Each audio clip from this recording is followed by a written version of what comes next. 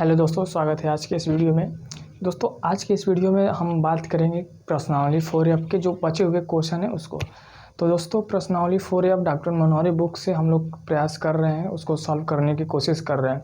तो आपके कुल टोटल 18 क्वेश्चन हम लोग कर चुके हैं। अब क्वेश्चन नंबर 19, 20, 21, 22 ऐसे करके जो भी क्वेश्चन है सारे को डिस्कस करेंगे, ठीक है। तो मुझे आशा है कि आपको जो पिछला वीडियो है वो आपको मतलब लाभ मिला होगा उसको देखने के बाद, क्योंकि देखिए जो क्वेश्चन है द्विघात समीकरण के हैं, इस पर पहले समीकरण बनाना पड़ता है। समीकरण बनाने के बाद आपको वहाँ से x की वैल्यू फाइंड करनी पड़ती है। तो दोस्तों जब आप समीकरण बना रहे हैं तो समीकरण बहुत सावधानी से बनानी चाहिए, ताकि समीकरण बने तो वहाँ से आपकी x की वैल्यू आए। मतलब आपको जो प्रश्न में दिया है, प्रश्न में क्या पूछा है, उसको ध्यान में रखते हुए अगर आप अपने समीकरण को बनाने की कोशिश करेंगे तो आपका इक्वेशन बन जाएगा। और जब आप एक बार इक्वेशन बना ले रहे हैं तो वहाँ से आप क्वेश्चन कर सकते हैं, वहाँ से अपने x की वैल्यू फाइंड कर सकते हैं। और जब x फाइंड कर सकते हैं तो आपका आंसर आने में कोई तकलीफ नहीं होगा। तो चलिए स्टार्ट करते हैं आज की कहानी को, ठीक है। क्वेश्चन नंबर 19 देखिए क्या कह रहा है कि एक क्लास टेस्ट में शेफाली के गणित और अंग्रेजी में प्राप्त किए गए अंकों का योग 30 है। यदि उसके गणित में 2 अंक अधिक और अंग्रेजी में 3 अंक कम होते हैं तो उनके अंकों का गुणनफल 210 होता है। उसके द्वारा दोनों विषयों में प्राप्त किए गए अंक ज्ञात करिए दोस्तों, ठीक है। एक कोई टेस्ट हो रहा है, एक शेफाली नाम की लड़की है, गणित और अंग्रेजी में उसने कुल कितना पाया भाई 30। गणित और अंग्रेजी में मिला के उसका टोटल मार्क्स कितना आ रहा है 30 नंबर आ रहा है, ठीक है। ये आपका प्रथम शर्त है, पहला केस है, ठीक है। आगे क्या कह रहा है कि यदि उसके गणित में 2 अंक ज़्यादा हो जा रहे हैं और अंग्रेजी में 3 अंक कम हो जा रहे हैं तो गणित और अंग्रेजी के जो अंकों का योग है गुणनफल का मतलब गणित में कितना पाई है और अंग्रेजी में कितना पाई है, दोनों का गुणनफल कितना है 210 के बराबर है। तो दोनों विषयों में प्राप्त किए गए अंकों का हमें मान पूछा है, वैल्यू पूछा है। तो दोस्तों चलिए पहला लाइन पढ़ते हैं और उसके हिसाब से अपना प्रश्न को सॉल्व करते हैं। तो यहाँ पे हमें दिया है कि गणित और अंग्रेजी दोनों में उसका योग कितना है 30 है, ठीक है। ये आपको समझ में आ रहा है, योग का मतलब होता है जोड़। तो हम मान लेते हैं क्या, माना गणित में प्राप्त अंक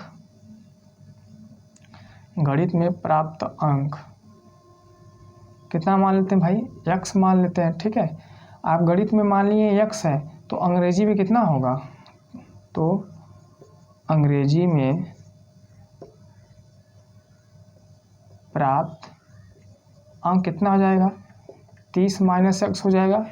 अरे भाई दोनों का जोड़ कितना है 30 अंश है, तो एक में x है तो दूसरे में 30 माइनस x होगा, घटाएंगे तभी तो आपका आएगा, ठीक है। ये हो गया। अब मेरे भाई अब यहाँ तक तो काम खत्म हो गया। अब आगे देखिए क्या कह रहा है कि यदि उसके गणित में 2 अंक अधिक होते हैं, ठीक है। तो यहाँ पे लिखेंगे पुनः गणित में 2, देखिए ध्यान से समझिएगा, 2 अंक अधिक होने पर कुल अंक, भाई पहले कितना था आपका x था, और जब 2 नंबर ज़्यादा पाएंगे तो कितना हो जाएगा x + 2 हो जाएगा। पहले आपने x माना था और जब 2 अंक ज़्यादा मिल रहे हैं तो आपके x + 2 हो जाएंगे, ठीक है। फिर आगे क्या कह रहा है कि अंग्रेजी में 3 अंक कम मिले, तो यहाँ पर क्या लिखेंगे, अंग्रेजी में 3 अंक कम होने पर कुल अंक, ठीक है। पहले बच्चा बताइए कि अंग्रेजी में कुल कितने अंक हैं आपके। अंग्रेजी में कुल अंक 30 माइनस x है। अब जब 3 कम हो रहा है तो इसका मतलब क्या हुआ, जब भाई 3 कम हो रहा है तो 3 कम हो रहा है तो 30 माइनस x माइनस 3 लिख सकते हैं क्या इसको, और 30 में से 3 घटाएंगे कितना जाएगा 27। तो इसको हम लिख सकते हैं क्या 27 माइनस x लिख सकते हैं, ठीक है। क्या लिख सकते हैं इसको 27 माइनस x इसको लिख सकते हैं। पहले क्योंकि हमारा अंक यही था, लेकिन जब 3 अंक कम हो रहा है तो देखिए यहाँ पे लिखा हुआ है 3 अंक कम हो रहा है तो आपके मार्क्स इतने हो जा रहे हैं। अब प्रश्नानुसार ध्यान दीजिएगा, यहीं से आपका समीकरण बनेगा। प्रश्नानुसार क्या, प्रश्नानुसार यह कि आपका आगे क्या कह रहा है कि तो अंकों का गुणनफल 210 होता है। कब होता है? जब गणित में 2 अंक ज़्यादा हो जाए और अंग्रेजी में 3 अंक आपके कम हो जाए। गणित में अगर 2 अंक ज़्यादा हो जा रहे हैं और अंग्रेजी में 3 अंक कम हो जा रहे हैं, तब उस टाइम आपके जो अंकों का गुणनफल है, ये वाले, ये जब अंकों का गुणनफल है वो कितना है भाई? 210 है। कहने का मतलब आपके अंग्रेजी में यहाँ पे 27 माइनस एक्स है, गणित में कितना है? x+2। तो x+2 का गुणनफल किसके साथ? अंग्रेजी के मार्क्स के साथ कितना आ जा रहा है? 210 के बराबर है। ठीक है, यही आपका मेन पॉइंट था। अब यहाँ से आप क्वेश्चन कर लेंगे। ओके, चल आगे बढ़ते हैं। x का 27 में मल्टीप्लाई कर दीजिए। 27x, x का x में करेंगे x², 2 का 27 में करेंगे 54, 2 का x में करेंगे -2x बराबर 210। ठीक है मेरे भाई, सबको एक साइड कर लीजिए। तो ये पूरी क्वांटिटी कितनी हो जाएगी? 27 में से 2 घटा दीजिए, कितना बचेगा? +25x + 54 - 210 बराबर 0। ठीक है, अब यहाँ क्या हो जाएगा? -x² + 25x। अब जब हम क्या करेंगे, 210 में से 54 घटाएंगे तो कितना आएगा? -10 में से 6 गया, हाँ 4 गया 6, यहाँ कितना बचा मेरे भाई? 10, 10 में से 5 गया 5, और यहाँ 156। ठीक है, बराबर 0। फिर यहाँ से माइनस से गुणा कर दीजिए तो हो जाएगा x² - 25x + 156 बराबर 0। अब हमें क्या करना है कि 156 का फैक्टर करना है ताकि जोड़ने पर 25 आ जाए।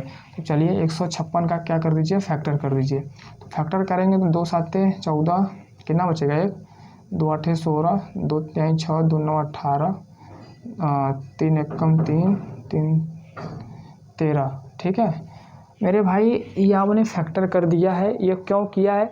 क्योंकि 156 और x² का गुणांक 1 है, तो 156 और 1 का हमने जब मल्टीप्लाई किया तो 156 आया। 156 को ऐसे 2 पार्ट्स में ब्रेक करिए कि जोड़ने पर यहाँ पे 25 आ जाए। या तो आप यहाँ से श्रीधराचार्य भी लगा सकते हो। श्रीधराचार्य का फार्मूला लगाकर आप x की वैल्यू लिख दीजिए, आपका वो भी सही है। या आप गुणनखंड विधि से आप x की वैल्यू फाइंड करिए। तो यहाँ पे हम गुणनखंड विधि से यूज कर रहे हैं। तो देखो मेरे भाई, अगर आप 13 और 12 ले रहे हो, ठीक है, यहाँ से 3 दूनी 6 दूनी 12 और 13, 12 13 को जोड़ोगे तो कितना आ जाएगा? 25 आ जाएगा। और 12 13 का मल्टीप्लाई जब करोगे तो आपका कितना आ जाएगा? 156 आ जाएगा। तो यहाँ से तो क्या हो जाएगा? x² - 13 + 12 × x + 156 बराबर 0। ठीक है, ये आपका आ गया।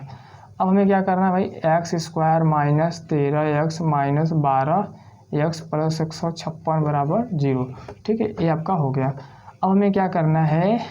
कॉमन लेना है। यहाँ से x कॉमन ले सकते हैं तो बचेगा x - 13, और यहाँ पे देखिए क्या है? -12 है ना, यहाँ पे -12।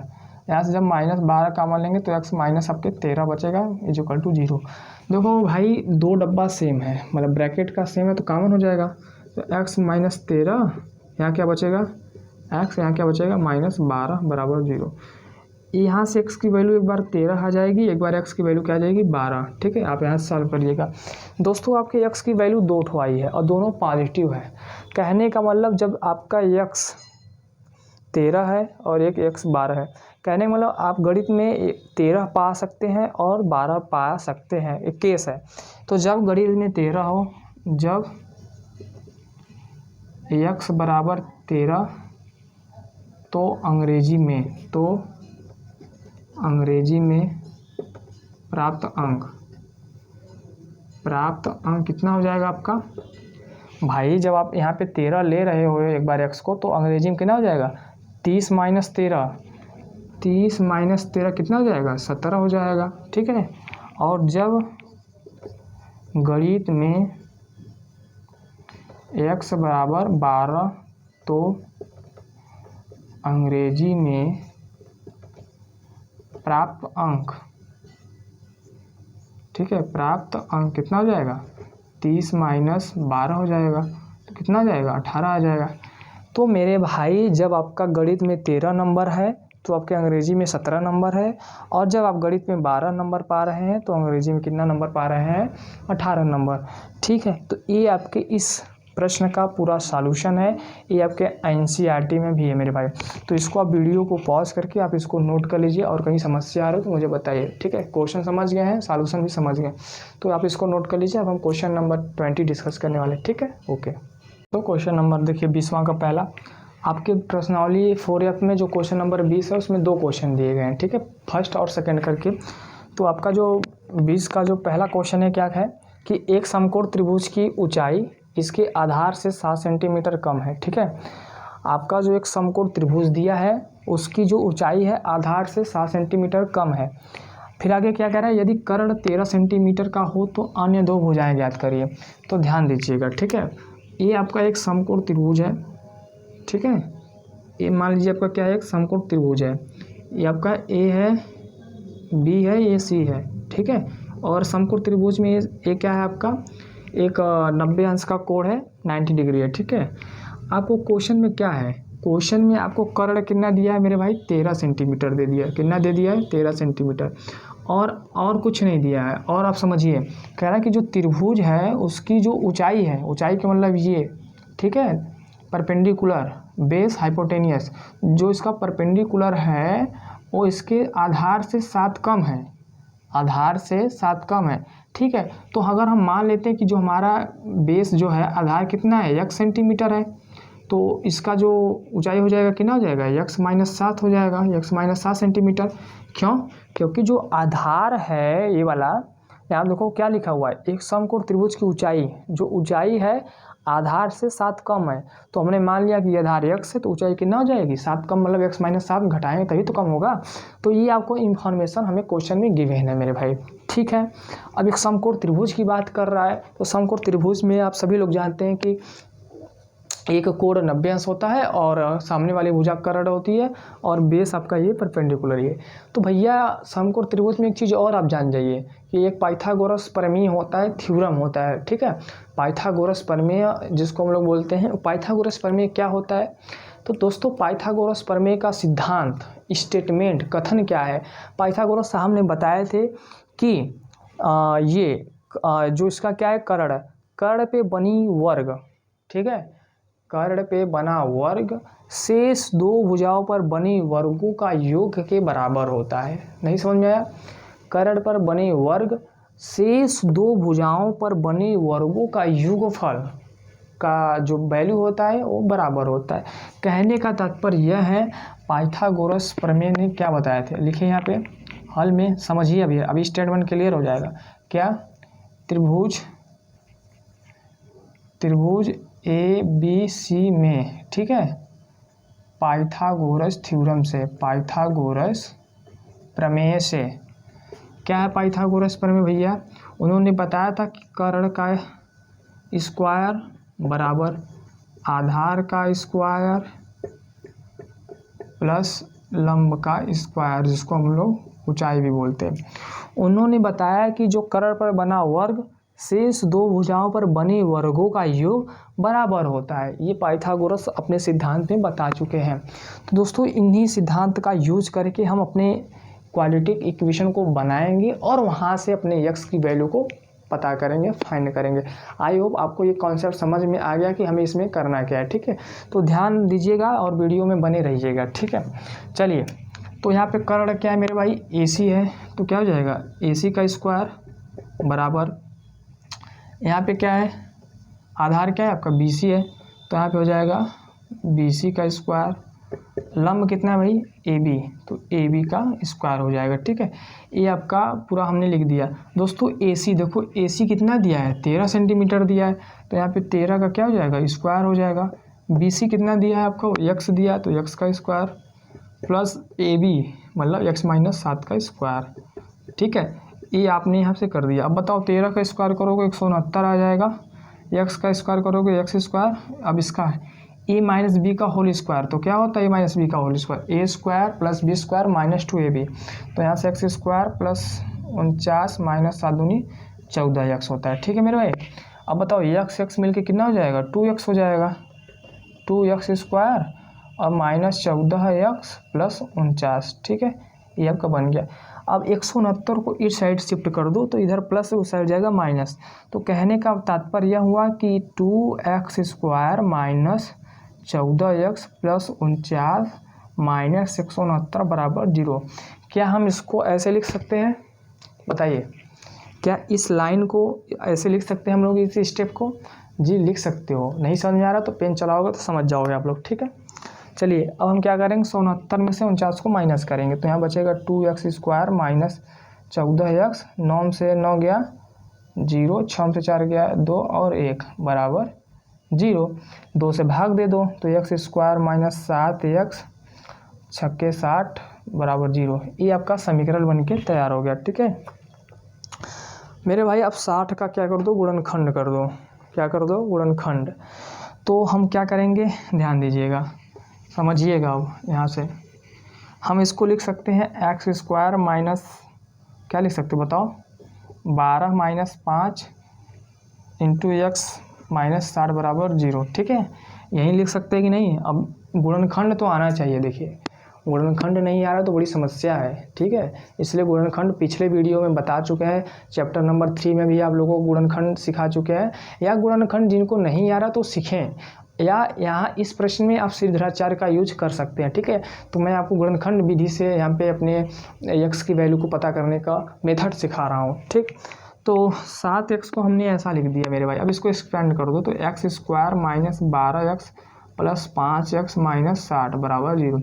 अब कहोगे सर यहाँ प्लस कैसे आ गया? अरे मेरे भाई माइनस का गुणा माइनस में करोगे तो प्लस ही तो आएगा, ठीक। अब पेयर बना है तो कॉमन ले लो। तो यहाँ से जब कॉमन लोगे तो बचेगा क्या, x माइनस 12, और यहाँ से जब कॉमन आप लोगे तो x माइनस 12 बराबर 0। यहाँ से x minus 12 into x plus 5 आपका आ जाएगा। जब मेरे भाई x की वैल्यू निकालोगे तो 12 आ जाएगी, और एक x की वैल्यू निकालोगे तो माइनस 5 आएगी, जिसको हमें लेना नहीं है। इस वैल्यू को नहीं लेना है, क्यों? क्योंकि भुजा कभी माइनस में होगी। अरे मेरे भाई दूरी माइनस में कैसे हो सकती है? नहीं हो सकती है। इसलिए हम जब x की वैल्यू कंसीडर करेंगे तो क्या करेंगे, 12। तो भाई आपने x क्या माना था? आप माने थे x क्या, आधार। तो यहाँ पे लिख लीजिएगा, अतः आधार आपका कितना है, अतः आधार आपका 12 सेंटीमीटर तथा लंब, या आप ऊंचाई लिखे हैं तो ऊंचाई लिख लीजिएगा। ऊंचाई कितना है आपका, 12 माइनस 7 बराबर 5 सेंटीमीटर है, 5 सेंटीमीटर है, ठीक है। यहाँ आपने निकाल के रखा है मेरे भाई। तो क्वेश्चन बहुत आसान था और लेकिन बहुत इम्पॉर्टेंट भी है, ठीक है। आप बस समझिएगा कि बेस कैसे आएगा, आधार कैसे आएगा, कर्ण कैसे आएगा, ठीक है। जब आप बेस निकाल लिए हैं तो आप ऊंचाई निकाल सकते हैं, क्योंकि आपको इन्फॉर्मेशन गिवन है और कर्ण आपको दिया है। पाइथागोरस थ्योरम का यूज करिए, इक्वेशन बनाइए और बस काम खत्म। तो ये क्वेश्चन नंबर 20 था, अब इसको नोट कर लीजिए। हम क्वेश्चन नंबर 20वां का दूसरा डिस्कस करेंगे, ठीक है। इसको आप नोट कर लीजिए। चलिए दोस्तों, आपके स्क्रीन पर क्वेश्चन नंबर 20वां का दूसरा आ गया है, और अब हम इसको स्टार्ट करते हैं और समझने का प्रयास करते हैं। दोस्तों देखिए, समझना बहुत ज़रूरी है। अगर आप समझ गए तो इक्वेशन बना लेंगे, इक्वेशन बन गया तो आपका x तुरंत आ जाएगा। यहाँ पे हम बार बार x ही फाइंड करना है, ठीक है। अपने x को ही याद करना है यहाँ पे। तो याद करने का मतलब x को पता करना है, ठीक है। ऐसा नहीं है कि x क्या, x ही तो यहाँ पे सब कुछ खेला है। आप y तो मान ही नहीं रहे हो, तो x ही है ना, ठीक है। तो ज़्यादा सोचिए मत, ध्यान दीजिएगा। तो क्या है मेरे भाई, कह रहा है कि एक आयताकार खेत का विकर्ण उसकी छोटी भुजा से 60 मीटर अधिक लंबा है, ठीक है।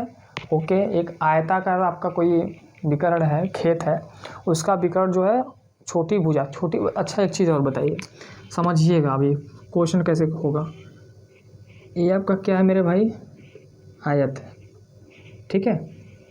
ये आयत है, इसका नाम मैं दे दे रहा हूँ ABCD, ठीक है। और ये इसका मैं मान लेता हूँ क्या है, विकर्ण है। विकर्ण आपका ये भी है। तो सबसे पहले आपको यह पता होगा कि इसमें विकर्ण क्या होते हैं, छोटी भुजा क्या होती है, बड़ी भुजा क्या होती है, इसको जान लीजिए। तो मेरे भाई दो शीर्षों को मिला देंगे तो विकर्ण का निर्माण होता है। मतलब D से B मिला दिए तो विकर्ण हो गया, A से C को मिला देंगे तो विकर्ण हो गया। छोटी भुजा आपकी जो होती है चौड़ाई होती है, और सबसे बड़ी भुजा आपकी क्या होती है, लंबाई होती है, ठीक है। तो क्वेश्चन में क्या कहा है कि जो खेत का विकर्ण है छोटी भुजा से 60 मीटर क्या है, अधिक है, ठीक है। छोटी भुजा से, ये वाली भुजा से ये 60 मीटर अधिक है, ओके। यदि बड़ी भुजा मतलब लंबाई छोटी भुजा से 30 मीटर अधिक हो, मतलब ये जो है, ये आपकी जो छोटी भुजा है, छोटी भुजा से जो लंबाई है 30 मीटर अधिक है, तो क्या हमें क्या ज्ञात करना है? खेत की भुजाएं। दोस्तों अब ध्यान दो, मैं मान लेता हूँ कि जो हमारी छोटी भुजा x है, ठीक है, तो बड़ी भुजा कितनी हो जाएगी? x + 30 हो जाएगी। क्यों? क्योंकि यहाँ पे 30 मीटर अधिक है छोटी भुजा से, और जो आपका विकर्ण है वो छोटी भुजा से कितना ज़्यादा है? आपका जो विकर्ण है छोटी भुजा से कितना ज़्यादा है? 60 ज़्यादा है। तो आपका यह इंफॉर्मेशन दिया है मेरे भाई, ठीक है, यह आपको इंफॉर्मेशन दिया है। अब ये लंबाई है तो लंबाई को मैं ऊपर लिख दे रहा हूँ ताकि हमें इसी का काम है, ठीक, ध्यान दीजिए। ये क्या है आपका, या आप मान लीजिए चौड़ाई आपका ये है और लंबाई आपका मान लीजिए x + 30 है, ठीक, कोई समस्या नहीं। दोस्तों यहाँ पे ध्यान दीजिए, ये राइट एंगल ट्रायंगल है, मतलब समकोण त्रिभुज है। क्यों? क्योंकि आप आयत की प्रॉपर्टी ही होती है कि उसका दो विकर्ण जो दो भागों में बांटता है, जो त्रिभुज बनते हैं वहाँ समकोण त्रिभुज का निर्माण करते हैं। तो भैया ये आपका समकोण त्रिभुज होगा 90 अंश का, यहाँ भी 90 अंश, यहाँ भी 90 अंश, 90 अंश, ये सब तो छोटी चीज़ें हैं, सब जानते होंगे। तो यहाँ पे दोस्तों हम क्या कर रहे हैं अपने सॉल्यूशन में, ध्यान दीजिएगा। सॉल्यूशन में हमने माना क्या? माना छोटी भुजा कितना हो जाएगा? x। तो यहाँ से विकर्ण आपका कितना हो जाएगा? विकर्ण हो जाएगा x + 60 सेंटीमीटर, ठीक है, 60 मीटर दिया है। और लंबाई आपकी कितनी हो जाएगी, या बड़ी भुजा कितनी हो जाएगी आपकी? x + 30 मीटर हो जाएगा, ठीक है, ये आपको दिया है। आपको यह चीज़ दिया है, अब हमें क्या बताना है? इनकी भुजाएं। तो दोस्तों आप क्या करोगे? त्रिभुज BCD में, ध्यान दीजिएगा, त्रिभुज BCD में, इस त्रिभुज में, मतलब कौन से त्रिभुज में? इस वाले त्रिभुज में। इस वाले त्रिभुज में हम क्या करेंगे? पाइथागोरस थ्योरम को अप्लाई करेंगे, पाइथागोरस प्रमेय का प्रयोग करेंगे। तो दोस्तों त्रिभुज BCD में पाइथागोरस प्रमेय से, पाइथागोरस किससे भैया? प्रमेय से। तो पाइथागोरस प्रमेय से क्या होता है? कर्ण का स्क्वायर बराबर आधार का स्क्वायर प्लस लंब का स्क्वायर। ये आप तो जानते ही होंगे, ठीक है, कि किसी भी त्रिभुज में अगर एक भुजा आपका 90 अंश है, मतलब एक कोण 90 अंश है, तो उसके सामने की भुजा कर्ण होती है और शेष दो भुजाएं लंब और आधार होती हैं, ठीक है। तो हमने यहाँ पे ये कर दिया। मेरे भाई बताओ कर्ण इसमें क्या है? BD है, तो BD की वैल्यू कितनी है? x + 60। तो यहाँ हो जाएगा x + 60 का होल स्क्वायर बराबर आधार आपका कितना है बताइए? आधार आप इसको मान ले रहे हैं तो मान लीजिए x + 30 का होल स्क्वायर प्लस लंबाई, देखिए आधार आपका ये है और लंबाई ये, तो ये लंबाई का मतलब क्या? लंब, ठीक है। तो ये वाला कितना है आपका? x का स्क्वायर। अब दोस्तों यहाँ पे a + b और a + b का होल स्क्वायर लगा के आप इसको ओपन कर सकते हैं। तो चलिए वही काम करते हैं। तो a + b का जब यूज करेंगे इसमें तो क्या हो जाएगा? x² + 3600 प्लस 6 दूनी 12 120x। आप इसको ओपन करके देखिएगा इतना आ रहा है कि नहीं। फिर इसको जब ओपन करेंगे तो x² + 900 प्लस 30 दूनी 60x। इसको ओपन करेंगे तो क्या हो जाएगा? x² हो जाएगा, ठीक है दोस्तों। यहाँ से एक x² खत्म, इस क्वांटिटी को इस साइड लेके आइए, तो यहाँ से क्या हो जाएगा? x² + 60x + 90 बराबर, यहाँ पर देखिएगा जब 30 का स्क्वायर करेंगे तो 900 हो जाएगा, ठीक है। तो यहाँ पे कितना हो जाएगा? 900, और इसको उस साइड लेके जाएंगे तो माइनस, तो मतलब -3600 - 120 बराबर 0, ठीक है, ये आपका आ गया। अब हमें क्या करना है बताइए? यहाँ पे एक चीज़ और ध्यान दीजिएगा, 120x लिखा हुआ है, ठीक है। अब क्या होगा मेरे भाई? 3600 में से 900 घटा दीजिए तो बचेगा x² और 60x यहाँ पे और 120x यहाँ पे। तो 120 में से 60 जब घटाएंगे तो कितना आ जाएगा? 60x आ जाएगा। 3600 में से 900 आपको घटाना है तो कितना हो जाएगा बताइए? 0 माइनस के, फिर यहाँ पे 0 और यहाँ पे कितना आ जाएगा? 16 से 9 गया, कितना हो जाएगा? 7 और 2 बराबर 0। यहीं आएगा बताइए? यहीं आएगा, ठीक है। तो आपका ये आ गया। अब हमें क्या करना है कि इसको सॉल्व करना है। तो कैसे सॉल्व होगा? आप चाहे यहाँ पे द्विघात समीकरण का जो फार्मूला है सिद्धाचार्य का यूज़ कर सकते हैं, या गुणनखंड विधि से आप इसको कर सकते हैं, ठीक है। तो ये सब सारी चीज़ें आप यहाँ पे लगा सकते हैं मेरे भाई, ओके, ठीक है। चलिए तो समझ गए यहाँ तक। अब हमें देखिए क्या करना है। अब इसको मैं ऊपर लिख रहा हूँ यहाँ पे,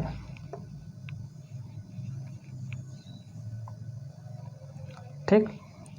इस क्वांटिटी को घटाने पे 36 आना चाहिए, तो 90 और 30 ले लेते हैं हम लोग। 90, देखो दो संख्याएं, 2700 का फैक्टर करोगे तो 90 और एक संख्या 30 ले लो, तो 90 3 कितना हो जाएगा 2700। 90 में से 3 घटाओगे तो कितना आ जाएगा 60 आ जाएगा।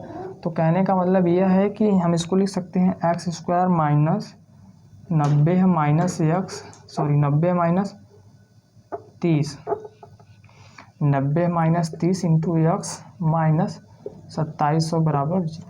ये 90 माइनस 30 कहाँ से आया भाई, बस यहीं से आया, ठीक है। तो क्या हो जाएगा x square minus 90 x plus 30 x minus 2700 बराबर 0।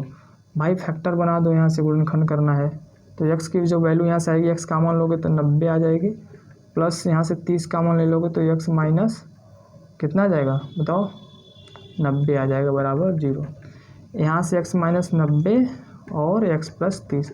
देखिए गुणनखंड करने में कोई समस्या नहीं आनी चाहिए भाई। जब एक्स की वैल्यू निकालोगे 90 आ जाएगी, एक एक्स की वैल्यू क्या आ जाएगी माइनस 30 आ जाएगी। माइनस को नहीं लेना है इस मामले में, किसको लेना है एक्स बराबर 90 को लेना है। एक्स बराबर किसको लेना है 90 को लेना है। तो आपने एक्स क्या माना था छोटी भुजा, तो यहाँ पे लिखेंगे अतः छोटी भुजा कितना है आपका 90 मीटर है, और बड़ी भुजा कितना है मेरे भाई, बड़ी भुजा आपने क्या माना था 90 और प्लस 30, 90 प्लस 30 बराबर कितना जाएगा 120 मीटर, ठीक है। आप विकर्ण निकालेंगे तो 150 मीटर हो जाएगा, ठीक है। तो ये जो प्रश्न था, इस प्रश्न का मतलब ये है और हमें ये करना था। दोस्तों कुछ दिया नहीं था आपको, बस इसका जो लंबाई है और आधार और विकर्ण, ये सब सारी चीज़ें आपको दिया था, बस समीकरण बनाना था। समीकरण एक बार बना लेंगे तो आपका आंसर आ जाएगा। तो आई होप आपको समझ में आ गया। आप इसको नोट कर लीजिए, हम क्वेश्चन नंबर 21 डिस्कस करने वाले हैं, ठीक है। दोस्तों क्वेश्चन नंबर 21 जो है आपका, क्वेश्चन नंबर 21 में 3 क्वेश्चन है, ठीक है। 3 क्वेश्चन है आपके एनसीईआरटी के ही हैं, लेकिन ये क्वेश्चन इस तरह से क्वेश्चन को हमने करा के रखा है, इसलिए मैं क्वेश्चन नंबर 21 का पहला दूसरा डिस्कस नहीं कर रहा हूँ। बहुत छोटे छोटे क्वेश्चन है आपके, संख्या दिया है, गुणनफल दिया है, योगफल दिया है, आपको बस पता करना है। तो मेरे भाई मैं उसको छोड़कर आपको क्वेश्चन नंबर 21 का तीसरा क्वेश्चन बताने जा रहा हूँ, जो कि आपके डॉक्टर मनोहरी बुक में है, ठीक है। पेज नंबर आपका 109 है। तो आई होप आप दोनों क्वेश्चन को समझ लेंगे। आप अगर आपके पास बुक है तो आप उसको देख सकते हो, आसान है, इसलिए मैं उसको डिस्कस नहीं कर रहा हूँ। अब बात करते हैं क्वेश्चन नंबर 21 का थर्ड। देखिए क्या है कि दो संख्याओं के वर्गों का अंतर 180 दिया है।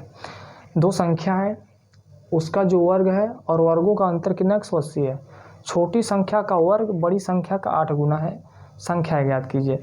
तो सबसे पहले भैया हम इसमें करेंगे क्या, मान लेते हैं। क्या मानोगे, माना छोटी संख्या, क्या माना छोटी संख्या क्या x, ठीक है।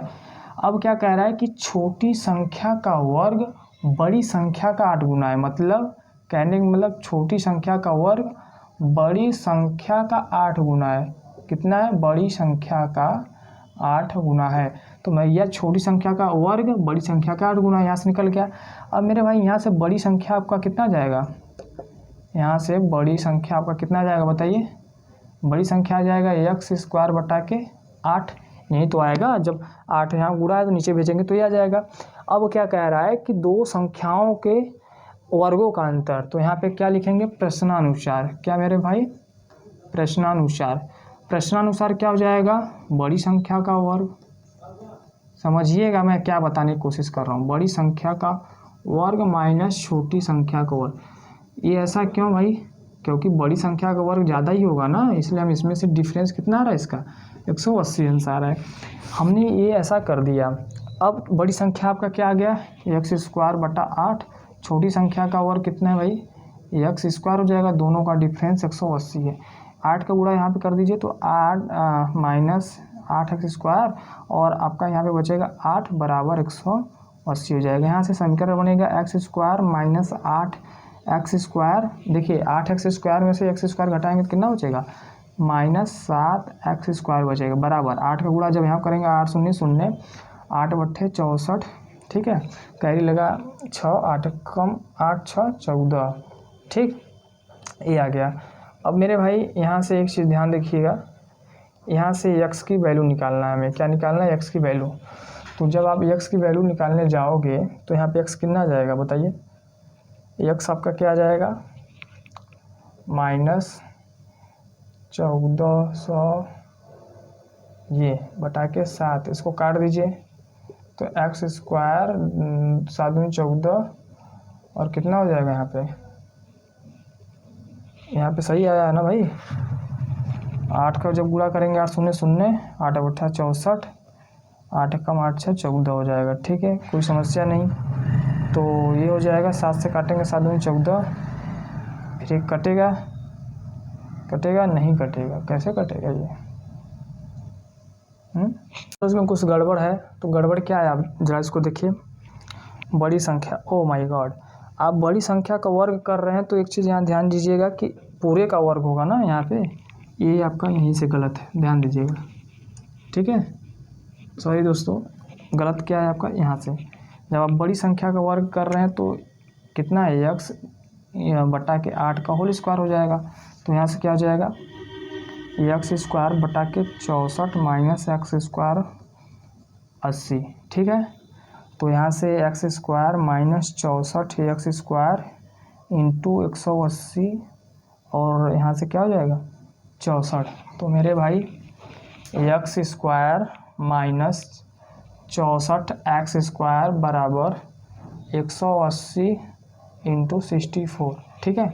अब मेरे भाई 180 का 64 में मल्टीप्लाई कर दो, 4 शून्य शून्य, 8 चौके 32, 4 कम 4 3 7, 6 शून्य शून्य, 8 छक्के 48, कैरी लगाएगा 4, 6 कम 6 4 10, ठीक है, 0 2 8 7 15 1 1। तो कहने का तात्पर्य है कि यहाँ क्या आ गया, 64 में से घटा दो कितना बचेगा, 63x², ठीक है, कितना बचेगा 63x² बचेगा, ओके। और यहाँ पे क्या आ जाएगा आपका 11520, ठीक है, ठीक है दोस्तों। तो यहाँ पे क्या हो जाएगा, ये हो जाएगा, इसको मैं अरेंज कर दे रहा हूँ। मेरे भाई एक चीज़ और ध्यान दीजिएगा, यहाँ पे जो आपकी बड़ी संख्या थी, बड़ी संख्या स्क्वायर में थी, तो ये स्क्वायर हो जाएगा, जब इसका पूरा होल स्क्वायर करेंगे तो ये आपका पूरा ही होल स्क्वायर में आ जाएगा, ठीक है। तो कहने का मतलब ये है आपकी कि यहाँ पे आपका आ जाएगा ये, तो x⁴ minus 64x² minus 1520 equal to 0, क्योंकि यहाँ पे देखो दोस्तों बड़ी संख्या आपका x² बटा 8 था, तो यहाँ पे लिखेंगे x² बटा 8। अब इसका स्क्वायर करेंगे तो x⁴ हो जाएगा और 8 का स्क्वायर करेंगे 64 आ जाएगा, इसलिए x⁴ माइनस 64x² इंटू 10। अब ये आपका बन गया समीकरण, ठीक है। अब यहाँ पे इसको सॉल्व करना है, कैसे सॉल्व करना है, गुणनखंड विधि से। कैसे सॉल्व करना है, गुणनखंड विधि से। कैसे होगा गुणनखंड विधि से, समझ लीजिए, थोड़ा सा आप समझ लेंगे तो आप इसको कर लीजिए कि इसको मैं कंप्लीट नहीं बताऊंगा। समीकरण आपका फाइनल यही है। यहाँ पे क्या करिएगा, 115 जो लिखा है इंटू ये, ठीक है, 11520 जो लिखा हुआ है, इसका क्या करिएगा, फैक्टर करिएगा। जब मेरे भाई फैक्टर करेंगे तो ऐसा काम करिएगा कि घटाने में कितना आ जाए, 64 आ जाए, ठीक है, घटाने में कितना आ जाए 64। तो वहाँ से आप अपनी वैल्यू को पुट करिएगा और देखेंगे तो कॉमन मिलेगा। जब कॉमन मिलेगा तो आपको क्या करना है, वहाँ से x की वैल्यू पता करिएगा। देखिए यहाँ पे x का स्क्वायर की जो वैल्यू आएगी, x तो है नहीं, तो वहाँ पे जो वैल्यू आएगी x² की वैल्यू आएगी। दोस्तों जो भी x² की वैल्यू आ गई, मान लिया आपने कर लिया, ठीक है, तो जो भी x² की वैल्यू आएगी, ए मान लीजिए ए आ गया x² की वैल्यू, ठीक है, x² की वैल्यू आ गई। तब यहाँ से जब आप x फाइंड करोगे तो प्लस माइनस आपकी कोई वैल्यू रहेगी, ठीक है, प्लस माइनस आपकी कोई वैल्यू रहेगी। तो मतलब यहाँ से x की कितनी वैल्यू रहेंगी, 2 वैल्यू रहेंगी। एक तो पहले से नेगेटिव आ जाएगा, जो पहले से नेगेटिव आएगा वो मान्य नहीं रहेगा, लेकिन जब आप इसको सॉल्व करोगे पॉजिटिव वाले को तो प्लस माइनस 2 वैल्यू आएगी। तो इसको आपको लेना है और कंसीडर करना है, ठीक है, यहाँ से आपको करना है, ठीक।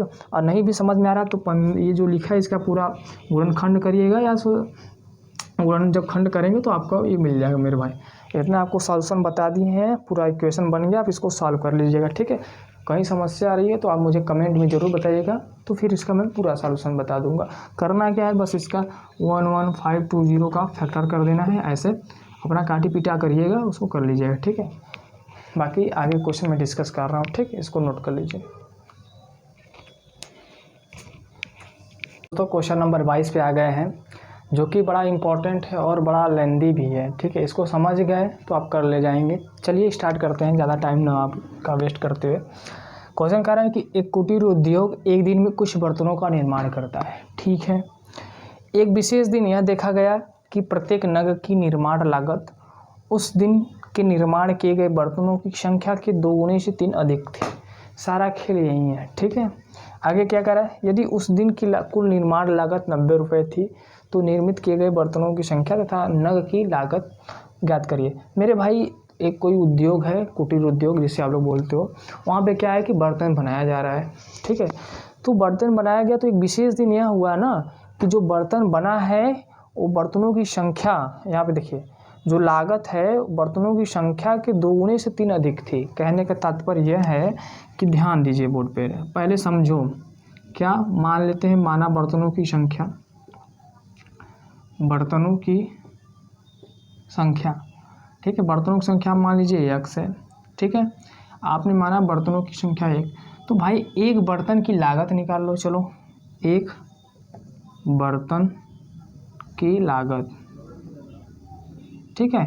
अब देखो क्या कह रहा है, विशेष दिन क्या देखा गया कि प्रत्येक का मतलब हर नग का निर्माण लागत उस दिन निर्माण किए गए बर्तनों की संख्या का 2 गुना। तो बर्तनों की संख्या क्या है, x, इसका 2 गुना कितना हो जाएगा, 2x हो जाएगा।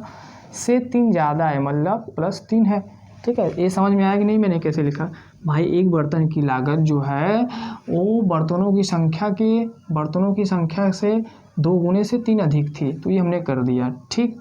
अब जब इसको आप सॉल्व करोगे तो क्या बन जाएगा, 2x + 3 बनेगा, ठीक है। मेरे भाई, आपको बर्तनों की संख्या पता चल गई और एक बर्तन का लागत पता चल गया, तो कुल लागत कितना निकाल सकते हैं आप, कुल लागत कितनी हो जाएगी बताइए, बर्तनों की संख्या बर्तनों की संख्या गुणे एक बर्तन का लागत, तो x × 2x + 3 हो जाएगा, ठीक है। भाई आपको टोटल बर्तन दे दिया है और एक बर्तन का लागत पूछ रहा है, तो कुल लागत निकाल नहीं सकते हो मेरे भाई। अरे यार, एक चीज़ का दाम आपको दिया है, ढेर सारे का पूछ रहा है, तो गुणा तो करना रहे, तो गुणा कर दो, ठीक है।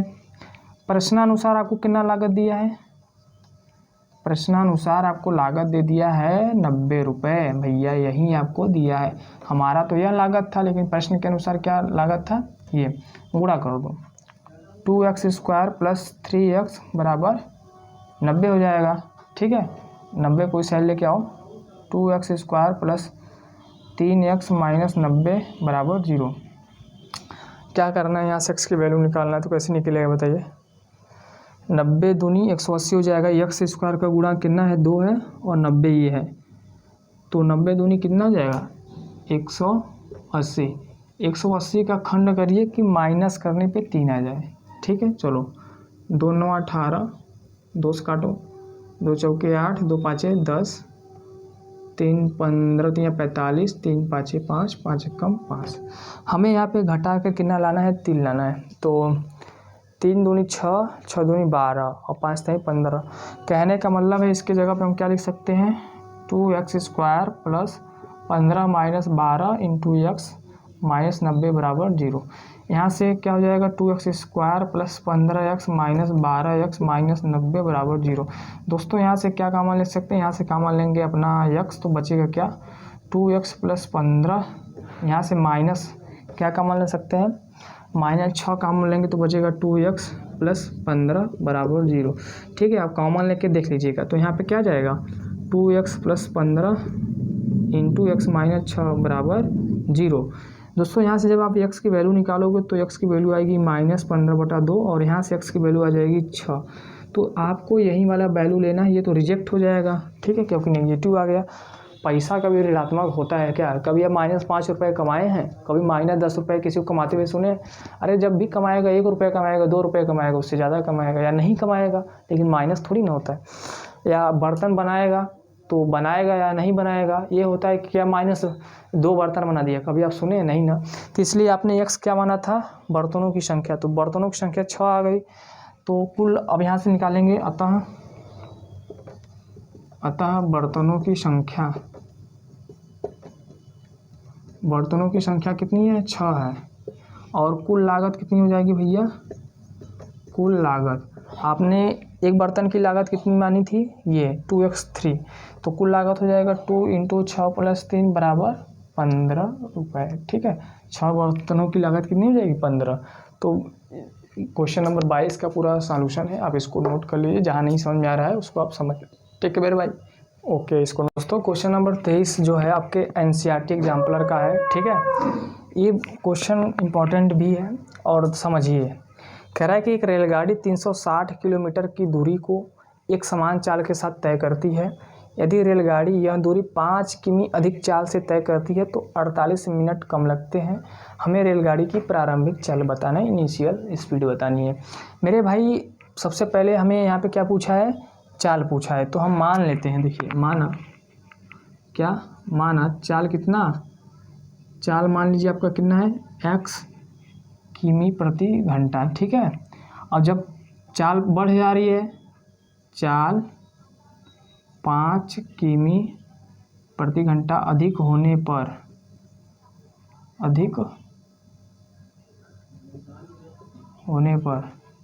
ठीक है, तो अधिक होने पर चाल क्या हो जाएगी, तो चाल